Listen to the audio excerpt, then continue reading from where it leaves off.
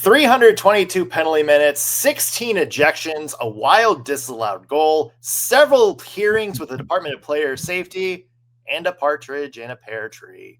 What the hell happened between the Lightning and Panthers in this preseason finale?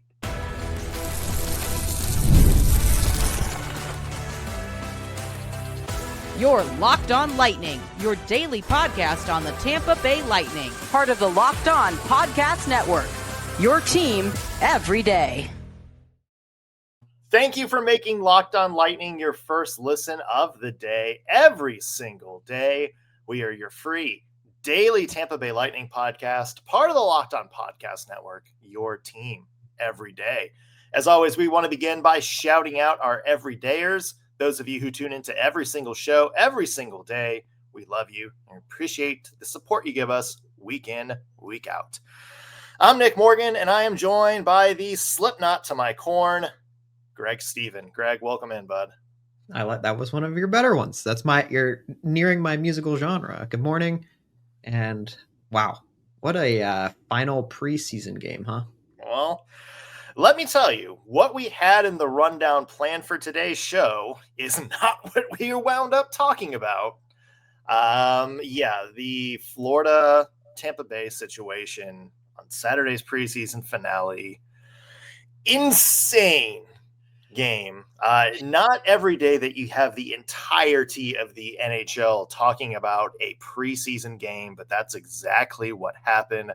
We're going to give our takes on the situation. Did the Lightning load up to just take on the Panthers' big stars physically?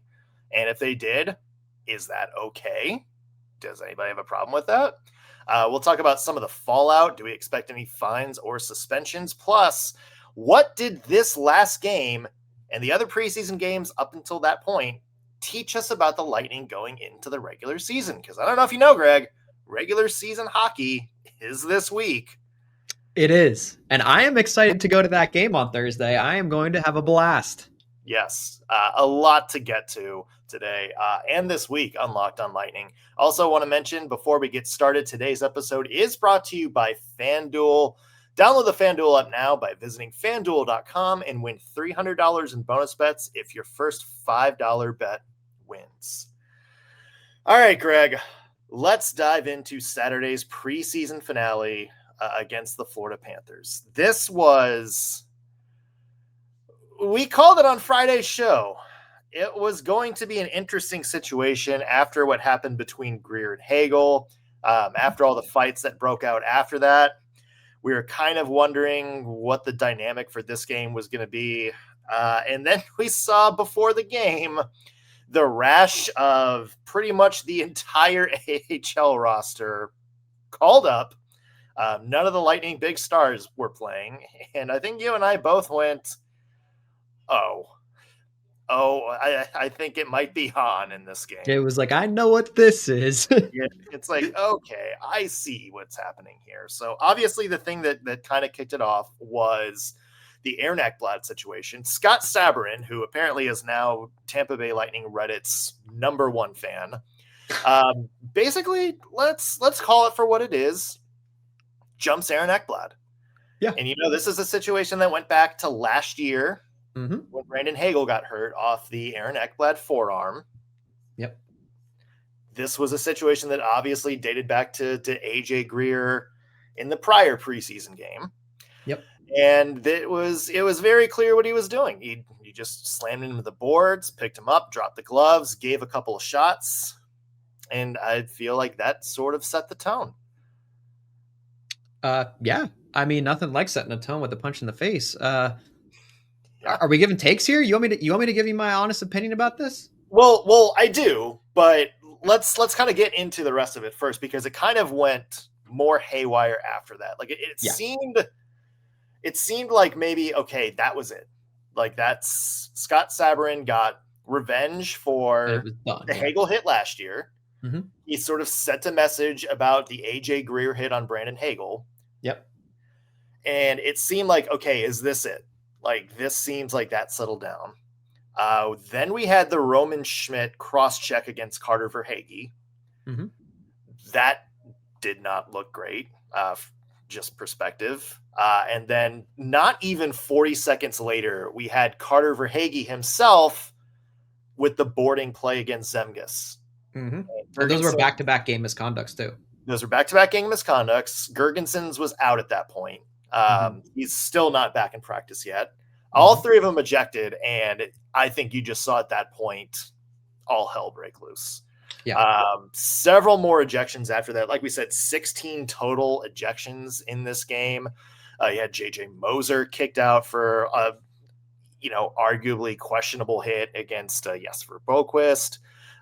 We had some more later. We had, Jonah Gadjevich, who was kicked out of the game for, situation, trying to go after Max Crozier. Lilberg jumped in. It just kept going, and it was brawl after brawl after brawl. Insane. Obviously, the final score was 7-0 Panthers. Like, that's the least important part of this.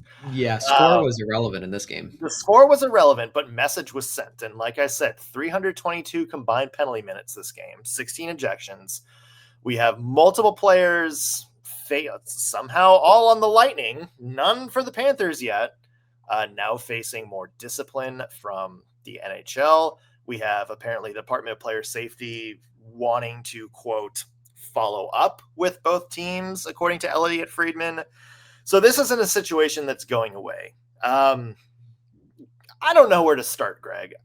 Give me a take on any aspect of this you want, because there's so much of it to get into. We're going to get into all of it on this show, but I'm going to let you just pick which part of this do you want to start with. Let's just start at the beginning, right, with Eckblad. For those who haven't played hockey in a competitive manner at a higher-ish level, there is an etiquette in the sport that I think most fans understand. But as a player, you really understand it. And when you do something to someone that warrants a retaliation, you should expect that retaliation to happen at some point. And that's what happened to Eckblad. Eckblad made a dirty hit on Hagel in the postseason, and the Lightning saw him get hit again, following up by AJ Greer in a preseason pointless swing punch for no reason. It's a preseason game. It was a stupid play. It was AJ Greer. Bush League. That's some beer league.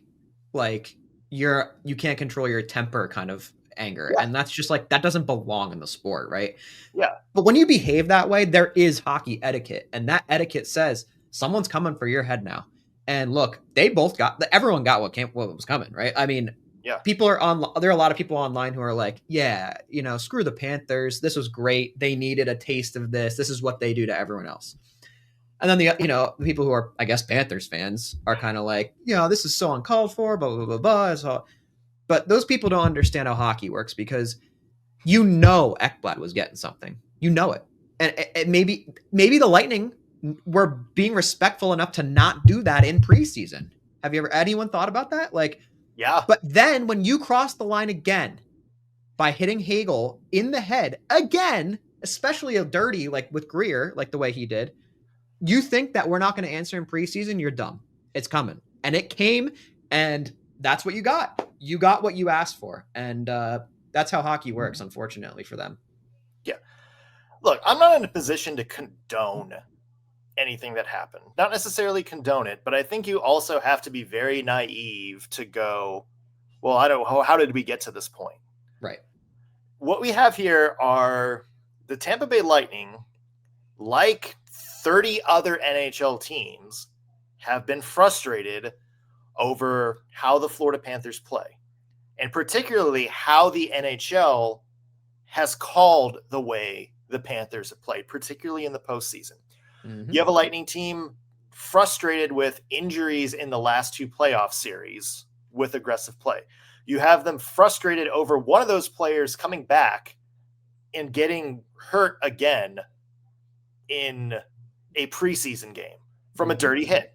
Yeah. You had the Lightning fed up, and AJ Greer fined, but played in this preseason game. To me, this is the Lightning going, you know what? If that's the way it's going to be, we're going to send a message right back. Yep. And so, again, I completely understand why the Tampa Bay Lightning approached this game the way they did. And to me, any sort of, oh, well, we came here to play hockey, they came here to do something else, talk from the Florida Panthers, like what happened on Saturday, that's the Eric Andre shooting Hannibal Buress meme. Yes. That's what it is to me, because this was a bigger bully fighting back in this game. I agree. And again, it's just part of the sport too. This is how it rolls. And look, like you said, I don't want anyone to like be out for extended time, but don't expect to not get punched in the face. I don't. Yeah, you know who else I didn't want out an extended period of time? I didn't want Brandon Hagel out. Right. Yeah, I didn't want. Yeah, you don't want Zemgus Girgensons out. And I think this is, like you said, a good segue into what I think is our next segment, the Department of Player Safety's role in this situation. And I think there are a lot of takes about that, and I know you have thoughts, and I do too. So, yeah, absolutely, I do. And let's get to those, because I think the NHL Department of Player Safety is a big reason that this game happened. Agreed. And let's just put that out there, and let's go to break, and let's dive into it when we come back. Today's episode is brought to you by Monarch Money. Most people can't name all their financial accounts or even what they're worth, whether it's 401ks, properties, or investments. When you don't have the full picture, you can end up leaving money on the table. That's why there's Monarch Money. It's an all-in-one personal finance tool that brings your entire financial life together in one clean, easy-to-use interface on your laptop or on your phone. Monarch is built for people with busy lives, so if you put off organizing your finances, Monarch is the right tool for you. Monarch does all the heavy lifting. You can link all your accounts in minutes, get clear data visuals, smart categorization of your spending, and finally, feel in control of your money without ever having to open a spreadsheet. So don't let this financial opportunity slip through the cracks. Use code LOCKEDONNHL at monarchmoney.com in your browser for half off your first year. Again, 50% off your first year at monarchmoney.com with code LOCKEDONNHL. We're back on Locked On Lightning. Nick Morgan here with Greg Steven. And Greg, obviously, big talker around the NHL this weekend has been the fallout between the Panthers Lightning final preseason game. The Brawl for All, as WWE fans and me just now would call it. Let's talk about the Department of Player Safety's role in this, because as you mentioned, there's a lot of frustration, not just with Tampa Bay Lightning fans, but I think with any playoff team that has come across the Florida Panthers over the past few seasons. It just seems like their style of play is very physical. They love to toe the line. And it just seems that anytime they've stepped over that line, there just haven't been repercussions hard enough. So I'm going to set it up for you here, because I just feel like the Department of Player Safety, they let it get to this point with some of the stuff that was let go.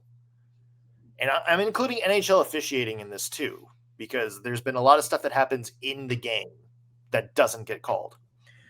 It just feels like something like this could have been prevented, even going back to AJ Greer 2 days ago. Maximum fine in this game. It seems like if you really wanted to send a message, you just say, okay, 3-game suspension. If you're going to throw a gloved punch at a player's head, 3-game suspension right off the bat.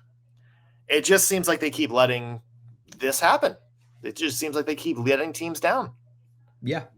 And I'd argue it goes back even before Greer. Let's look at the Eckblad hit on Hagel in the postseason. I mean, he got a 1-game sussy. I don't think that's long enough. Yeah. 2 games?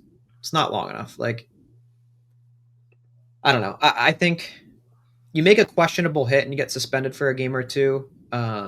That's one thing. I just think that felt a lot more malicious. And it was very obviously retaliation for Hagel's hit on Barkov. And I'm not going to pretend that that hit was clean, like that. You shouldn't be connecting with anyone that doesn't touch the puck, right? So that's a big mistake on Hagel's part. Yeah. I don't think it was as malicious as the attack that I'll call on Hagel himself. I just think the Eckblad attack was worse. And they're not equal. They're not equal. And the reason they're not equal is intent, right? It's just like how the United States treats murder, like it was premeditated. And that's how I look at it. It's premeditated. Yeah. I don't think Hagel's hit was premeditated. I just think it was like a weird, quick moment where he was like, he's going to touch this puck and I'm going to crush him here. But he didn't touch the puck and it looks much worse, right? And maybe I am slightly biased, but to me, I don't think that was him thinking, oh, I'm going to kill Barkov because, I want to. I think Eckblad was thinking, I'm going to kill Hagel, though. And that's where I think it's a huge difference. And like you said, with Greer, these teams are playing each other for 3 games in a row. You know this, and it's not a regular season game.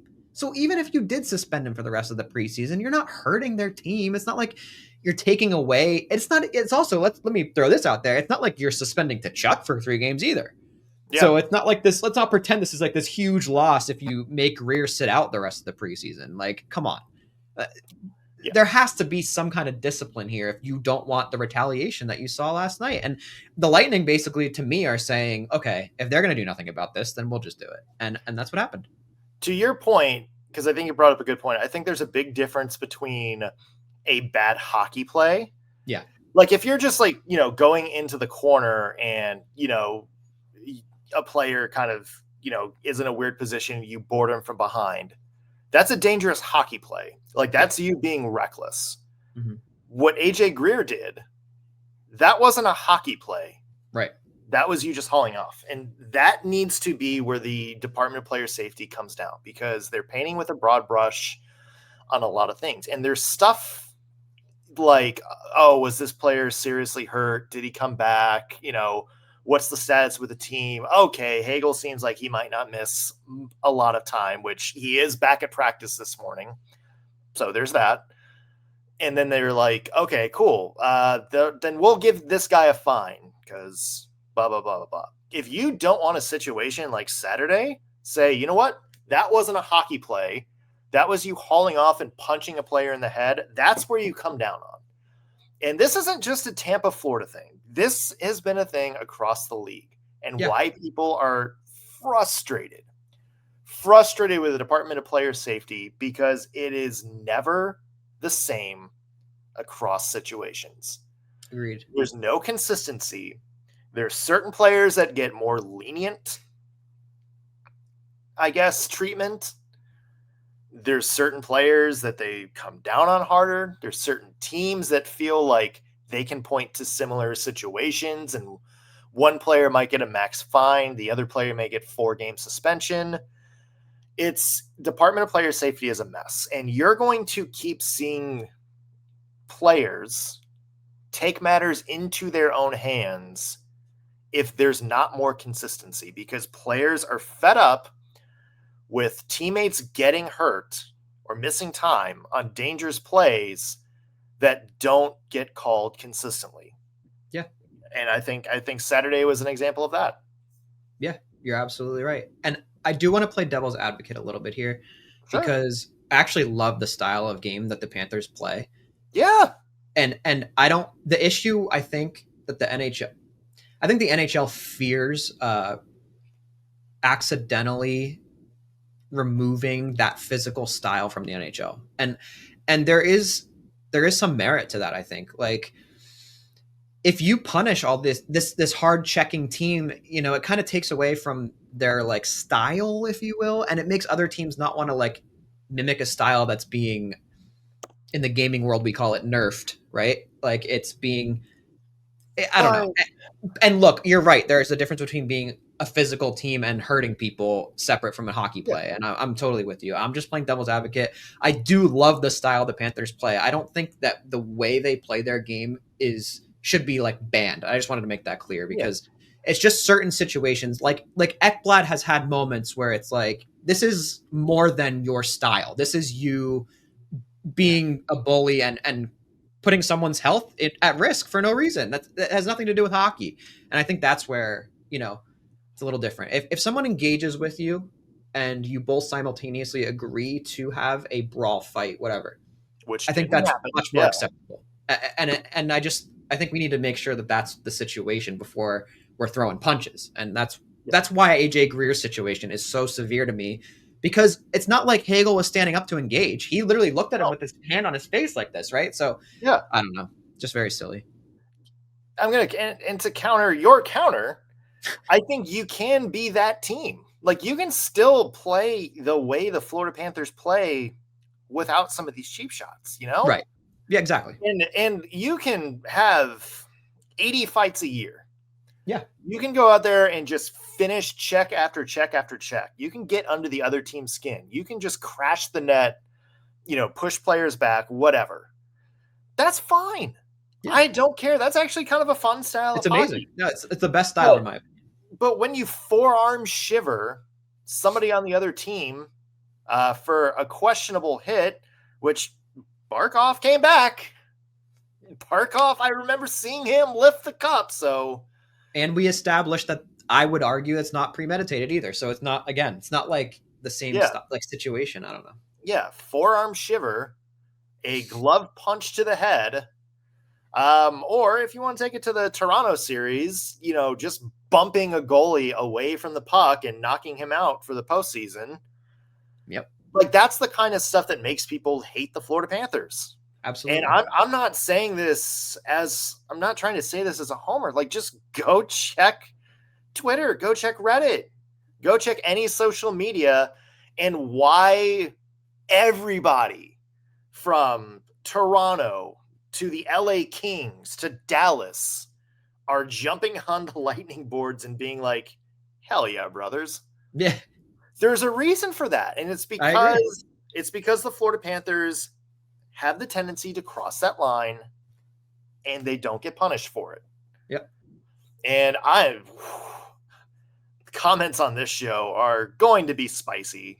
Because I have a feeling there's going to be some players from the other team that are going to find this podcast. But that's the reality. That's the reality of it. And I think you kind of have to be self-aware a little bit. Yeah. And know that you're going to put a target on your team's back. Completely agree. Yeah.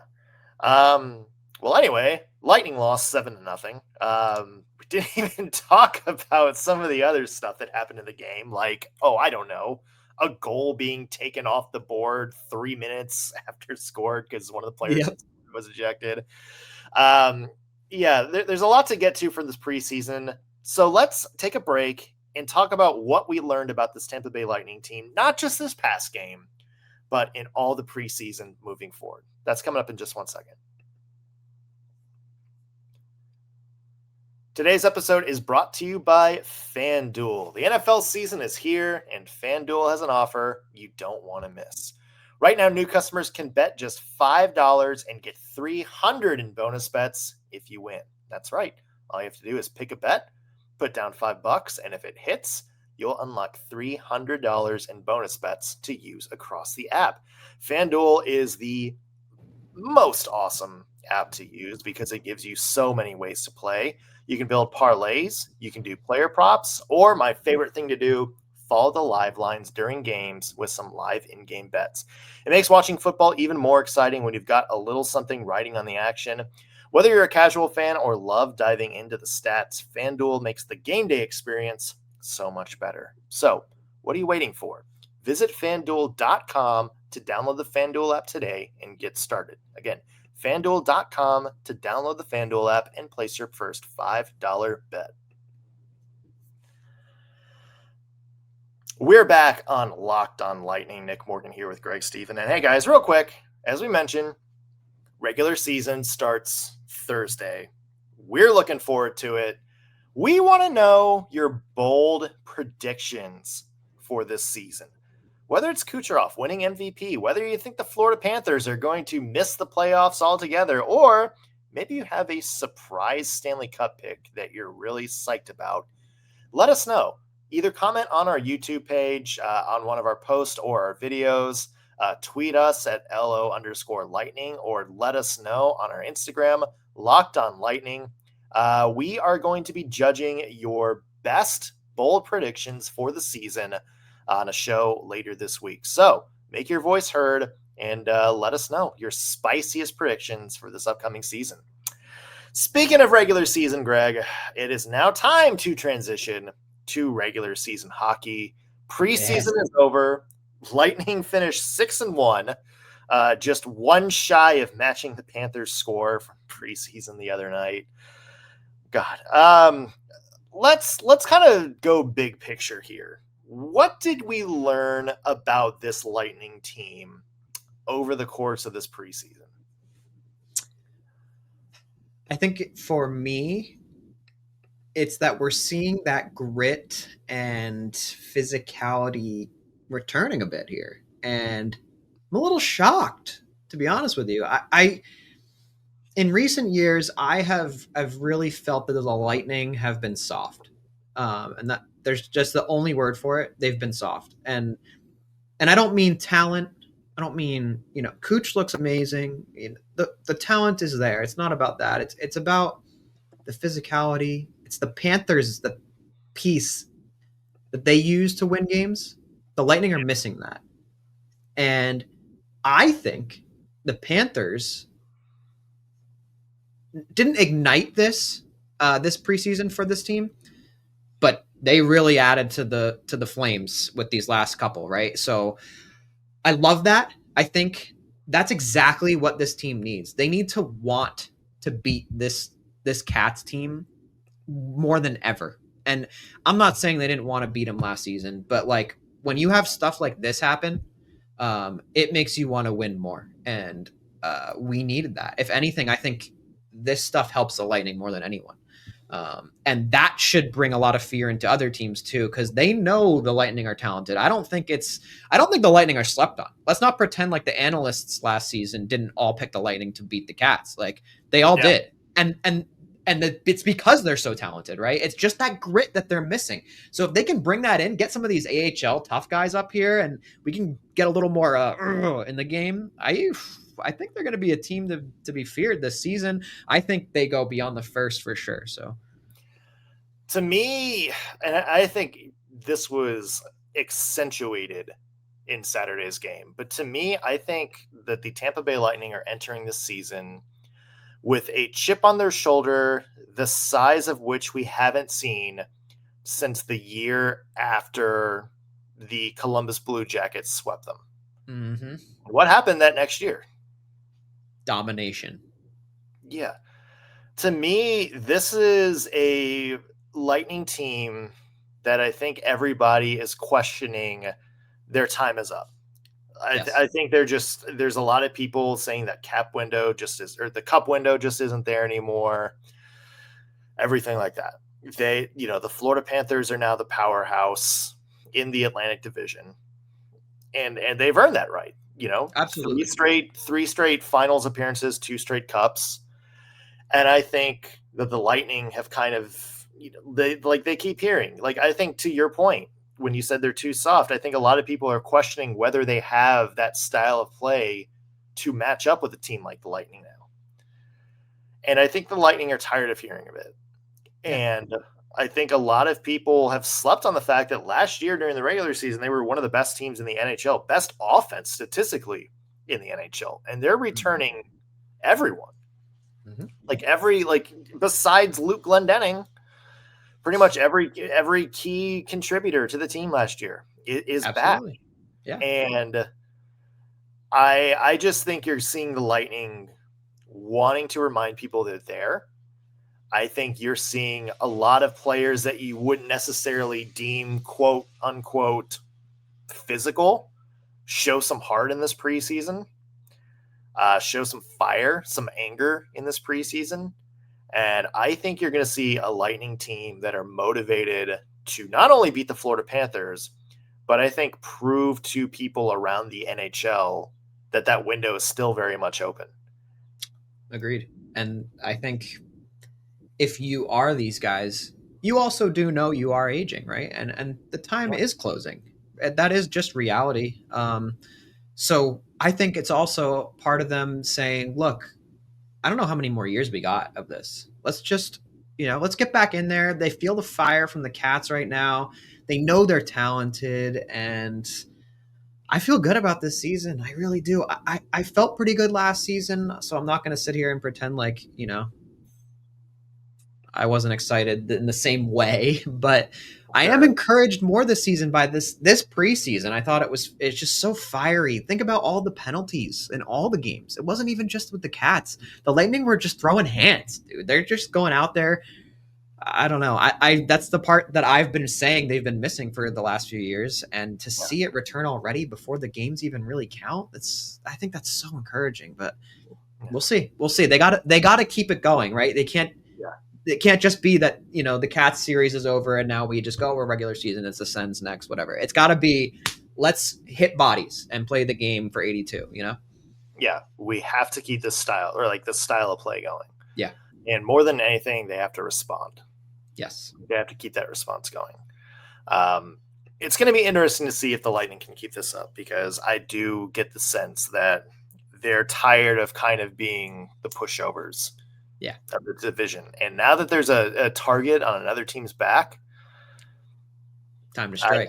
I think you're going to see the Lightning maybe surprise some people this year. So it's going to be interesting to see what they do for this. And one more thing, let's not pretend like the other teams don't have like a situation with the Cats. If you think that the Leafs aren't going to headhunt some of these guys after the goalie stuff that you were talking about, yeah, you're sorely mistaken. Like the Cats they have a lot of retribution en route, if you will. And this just began with the Lightning. So it's not, I think there is more bad blood between the Bolts and the Cats because of in-state rivalry, etc. But let's not pretend it's just these two teams. I think a lot of teams are going to come for these guys. So yeah, something to watch out for. It's going to be an interesting year for Florida, to say the least.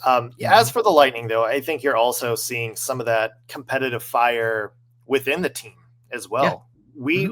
There was nobody fighting for those last couple spots on the roster that I looked at and said, I don't know if they deserve to be here right now.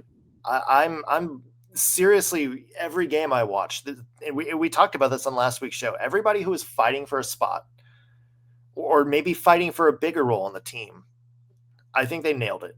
There's a couple of things here and there that I think people need to fix, but I did not see anybody that were quote unquote on the line that I felt disappointed in or wanted to see more from, or that I would say, oh, this person had a objectively bad game. I think you're seeing a lot of motivation up and down the lineup.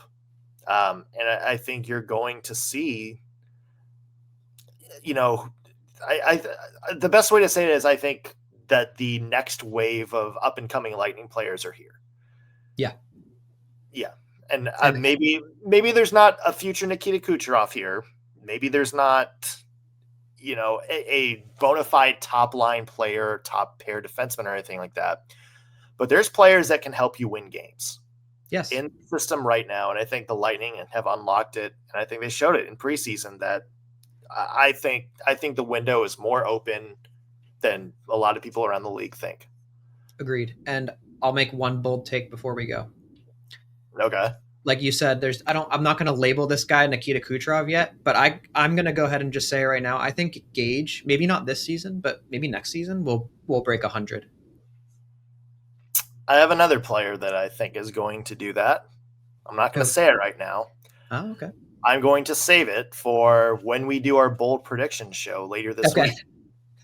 But I do think there's a couple of very strong breakout candidates on the team. So, yeah, it's going to be interesting to see. Guys, I hope you stay with us throughout the course of the regular season. A lot more content to come. What are some of the other teams around the NHL that we think could win the cup this year? We're going to be doing cup contender tiers. coming up later this week. Also, we are going to be doing your bold predictions for the Lightning and for the NHL. Send in your predictions to us either on social media or comment on one of our YouTube videos. And then it all culminates Thursday. First regular season game of the year, Lightning versus Ottawa Senators. We will have full pregame for that. Post-game reaction coming at you Friday. A loaded week for us here on Locked On Lightning. That's going to do it for us on today's show. Thanks for making us your first listen of the day. Back with a new episode tomorrow. We'll see you then.